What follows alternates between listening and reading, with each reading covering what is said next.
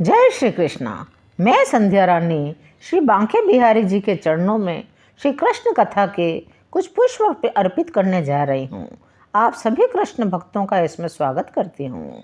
वृंदावन सदैव श्री कृष्ण के चिंतन में मग्न रहता था। सभी उनकी लीलाओं का स्मरण करते थे। सभी सदैव दिव्य आनंद के सागर में डूबे रहते थे। असुर वृंदावन में भी वहाँ की शांति भंग करने का प्रयास करते रहते थे। अरिष्टासुर नामक एक असुर सांड के रूप में वृंदावन में प्रवेश करता है। उसका शरीर और सींग अत्यंत विशाल हैं। जब उस राक्षस ने वृंदावन में प्रवेश किया तो सारी धरती ऐसे हिलने लगी मानो भूकंप आया हो। उस सांड की तीव्र भयानक गर्जना के कारण कुछ गर्भवती गायों और स्त्रियों के तो गर्भ ही गिर गए। उसका शरीर अत्यंत विशाल, सुदृढ़ और बलशाली था। उसने इतने भयानक रूप में वृंदावन में प्रवेश किया कि उसे देखने मात्र से ही सब नर नारी भयभीत हो गए।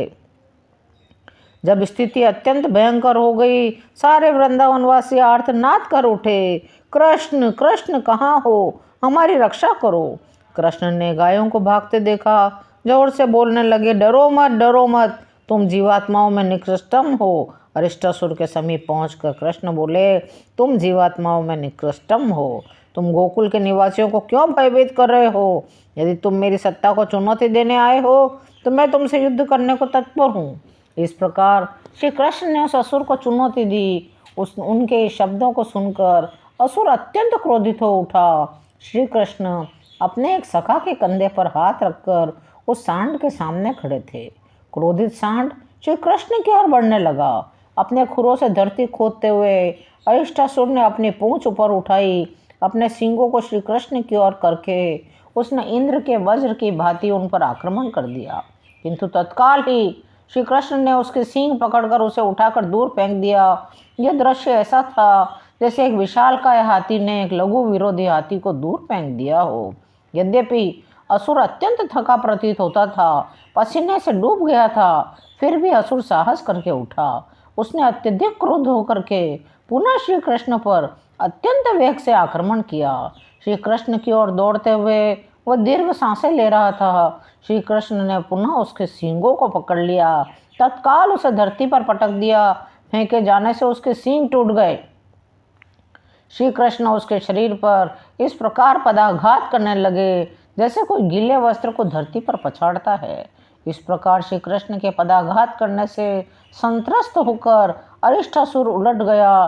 तीव्रता से अपने पैर चलाने लगा। उसके नेत्र पथरा गए, रक्त स्राव होने लगा। मलमूत्र का त्याग करता हुआ वह अरिष्टासुर नामक असुर यमलोक को सिधार गया। श्री कृष्ण पहले से ही वृंदावन निवासियों के जीवन के सर्वस्व थे। सांड रूपी इस असुर का उद्धार करने के पश्चात वे सबकी आंखों का तारा बन गए। विजय की घोषणा के साथ उन्होंने बलराम सहित ग्राम में प्रवेश किया। ग्रामवासियों ने अत्यंत आनंद पूर्वक उनका और बलराम जी का यशगान किया। इस घटना के पश्चात ही नारद मुनि ने श्री कृष्ण का रहस्योद्घाटन कर दिया। नारद मुनि को साधारणतया देव दर्शन कहा जाता है। इसका अर्थ है कि देवगण अथवा उनके स्तर के व्यक्ति ही नारद मुनि का दर्शन कर सकते हैं। किंतु नारद मुनि स्वयं कृष्ण के पास गए, जो देवताओं के स्तर का न था, फिर भी उनके दर्शन कर सका। निसंदेह कृष्ण ने तो श्री कृष्ण के भी दर्शन किए थे, फिर नारद मुनि का तो कहना ही क्या। किसी शुद्ध भक्त से संपर्क होने पर एक अदृश्य लाभ होता है, जिसे अज्ञात सुकृति कहते हैं। उससे यह लाभ होता है, वो यह नहीं समझ पाता कि मेरी प्रगति किस प्रकार हो रही है, फिर भी प्रभु भक्त के दर्शन मात्र से ही उसकी प्रगति होती है। नारद मुनि का ध्येय असुरों के वध के चक्र को शीघ्र समाप्त करना था। श्री कृष्ण असुरों का उद्धार करने के लिए ही प्रकट हुए थे और कंस असुरों में प्रमुख था। नारद मुनि अब इन घटनाओं की गति में तीव्रता लाना चाहते थे। इसी उद्देश्य से वे श्री कृष्ण के आविर्भाव के समस्त वृत्तांत के साथ कंस के पास गए। नारद जी ने जाकर कंस को बताया, वसुदेव जी का 8वां पुत्र तुम्हें मारेगा और वह 8वां पुत्र श्री कृष्ण है। वसुदेव जी ने अपनी 8वें संतान को लड़की बताकर तुम्हें भ्रमित कर दिया है। वास्तव में वह कन्या नंद महाराज की पत्नी यशोदा की पुत्री थी। वसुदेव जी ने उस कन्या को श्री कृष्ण से बदल लिया था। जिससे तुम्हें भ्रम हो गया। बलराम जी की भांति श्री कृष्ण भी वसुदेव जी के ही पुत्र हैं। वसुदेव जी तुम्हारे दुष्ट स्वभाव से भयभीत थे, अतः उन्होंने चतुराई से अपने दो पुत्रों को तुम्हारी दृष्टि से दूर वृंदावन में छुपा दिया है। श्री कृष्ण और बलराम अज्ञात रूप से नंद महाराज की छत्र छाया में पल रहे हैं। तुम्हारे साथी असुर जिनको तुमने विभिन्न बालकों को मारने के लिए वृंदावन में भेजा था, उन सभी को कृष्ण और बलराम ने ही मार गिराया है।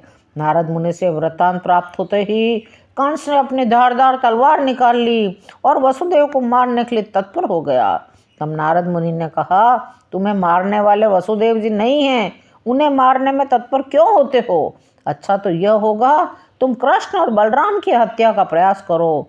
किंतु कंस ने अपने क्रोध को शांत करने के लिए वसुदेव जी और उनकी पत्नी को फिर बंदी बना लिया।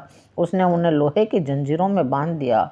नारद मुनि द्वारा प्राप्त सूचना पर कंस ने तत्काल केशी नामक असुर को बुलाया और वृंदावन और कृष्ण और बलराम को लाने के लिए उसे वृंदावन भेज दिया। वास्तव में कंस ने केशी को वृंदावन इसलिए भेजा ताकि श्री कृष्ण और बलराम के हाथों केशी असुर का भी उद्धार हो जाए और वह मोक्ष को प्राप्त कर ले। उसके बाद कंस ने कुशल महावतों को, चाणूर, मुष्टिक, शल, तौशल आदि मल्ल योद्धाओं को बुलाया। उनसे कहा, प्रिय मित्रों, मेरी बात ध्यान पूर्वक सुनो। वृंदावन में नंद महाराज के भवन में दो भाई रहते हैं। उनका नाम कृष्ण और बलराम है। वास्तव में वे दोनों वसुदेव जी के पुत्र हैं और तुम्हें पता ही होगा, एक भविष्यवाणी के अनुसार मेरी मृत्यु कृष्ण के हाथों होने वाली है। अतः मैं तुमसे निवेदन करता हूँ, तुम एक मल्ल युद्ध का आयोजन करो और देश के विभिन्न भागों से लोगों को यह उत्सव देखने बुलाओ। मैं उन दोनों बालकों को यहाँ लाने का प्रबंध करता हूँ। तुम लोग मल्ल युद्ध की रंगभूमि में उनका वध करने का प्रयास करना। कंस ने महावतों से यह भी कहा, कुवलिया पीड़ नामक हाथी को अवश्य लाओ, उसे रंगभूमि के द्वार पर रखो। कृष्ण और बलराम के आते ही उन्हें बंदी बनाने का प्रयास करो और उनका वध कर दो। कंस ने अपने मित्रों को शिवजी की भी पूजा एवं धनुर्यज्ञ का आयोजन करने का परामर्श दिया। उन्होंने शिवजी के इस धनुष की पूजा चतुर्दशी के दिन रखने को कहा। यह तिथि एकादशी के 3 दिन पश्चात आती है और यह तिथि शिवजी की आराधना के लिए बड़ी उपयुक्त मानी जाती है। शिवजी का एक अंश काल भैरव के नाम से भी प्रसिद्ध है। असुरगण शिवजी के इसी रूप की उपासना करते हैं। फिर कंस ने अक्रूर जी को बुलाया। वे भी उस यदुवंश के ही वंशज थे जिसमें श्री कृष्ण ने जन्म लिया था। अक्रूर जी कंस से भेंट करने आए। कंस ने उनका विनयपूर्वक स्वागत किया। कंस ने कहा, प्रिय अक्रूर जी, भोज और यदु राजवंशों में आपसे श्रेष्ठ मेरा अन्य कोई मित्र नहीं है। आप अत्यंत उदार व्यक्ति हैं।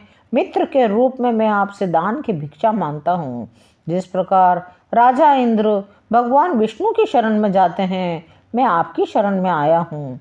मैं आपसे कहता हूँ, तत्काल वृंदावन जाइए। वहाँ जाकर आप कृष्ण और बलराम नामक 2 बालकों के विषय में जानकारी प्राप्त कीजिए और उन्हें विशेष रूप से निर्मित रथ में ले आइए। मेरी योजना इन दोनों बालकों का वध करने की है। जैसे ही वे मुख्य द्वार से अंदर प्रविष्ट होंगे, कुवलिया पीड़ नामक विशालकाय हाथी उनकी प्रतीक्षा कर रहा होगा। यदि वहां से वे किसी प्रकार सुरक्षित निकल आए तो उनकी भेंट मल्ल योद्धाओं से होगी। मेरे ये मत योद्धा अवश्य ही उनकी हत्या कर देंगे। इन दोनों बालकों का वध करने के पश्चात मैं नंद और वसुदेव का भी वध कर दूंगा, क्योंकि वे वृष्णि और भोज राजवंशों के पक्ष में हैं।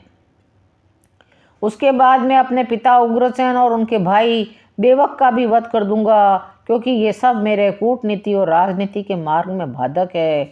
इस रीति से मैं अपने सभी शत्रुओं से मुक्ति पा लूंगा। जरासंध मेरे ससुर हैं। द्विविद नामक विशाल वानर मेरा मित्र है। उनकी सहायता से मैं सभी राजाओं की सरलता से हत्या कर दूंगा। कृपया आप तत्काल वृंदावन जाइए। कृष्ण और बलराम को यहाँ ले आइए। उन्हें मथुरा के सौंदर्य और मल्ल युद्ध प्रतियोगिता का आनंद लेने के लिए यहाँ आने का निमंत्रण दीजिए। कंस की इस योजना को सुनकर अक्रूर ने उत्तर दिया, प्रिय राजन, कूटनीतिक की गतिविधियों के मार्ग में आने वाली बाधाओं पर विजय पाने के लिए आपने अत्यंत कुशलता से योजना बनाई है, किंतु आपको विवेक भी बनाए रखना चाहिए। मनुष्य योजना बनाता है, किंतु उसकी पूर्ति ईश्वर के अधीन होती है। हम बड़ी बड़ी योजनाएं बना तो सकते हैं, परंतु जब तक श्री भगवान उसकी अनुमति नहीं देते वे सब असफल रहती है। किंतु मुझे आपके प्रस्ताव के विरोध में कुछ नहीं कहना है। एक मित्र के रूप में मैं आपकी आज्ञा का पालन करूंगा। आपकी इच्छा के अनुरूप मैं श्री कृष्ण और बलराम जी को यहाँ ले आऊँगा। अपने मित्रों को विविध प्रकार से निर्देश देने के पश्चात कंस ने विश्राम ग्रहण किया। अक्रूर जी वृंदावन चले गए। आज की कथा यहीं विराम लेती है। यदि आपको कृष्ण कथा सुनने में आनंद आ रहा हो तो चैनल को लाइक, शेयर और सब्सक्राइब करिए। कमेंट में जय श्री कृष्ण अवश्य लिखिए। जय श्री कृष्ण।